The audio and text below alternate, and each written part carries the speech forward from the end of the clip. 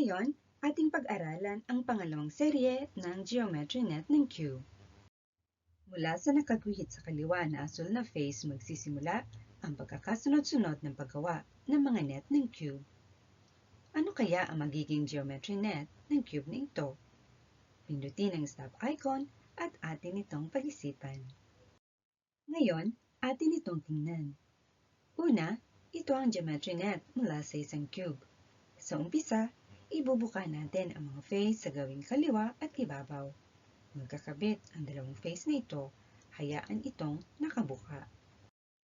Sunod, ibubuka rin ang mga face sa kanan, sa ibaba at sa harap. Nakabuka ngayon ang tatlong mga face na ito. Ito ay sinasabing paraan ng pagpapalawak sa cube at ang diagram ng pinalawak na cube ay siyang tinatawag na geometry net.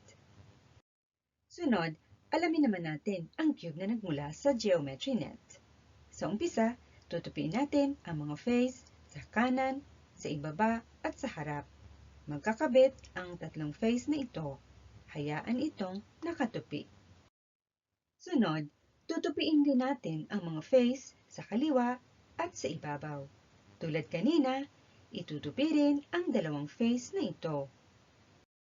Gayun din, kapag pinaikot ang ganitong geometry net na kahit gawa sa ibang pamamaraan at nagresulta sa parehong hugis, masasabi natin na pareho ang mga geometry net na ito. Ito ang katapusan ng ating pag-aaral sa araw na ito.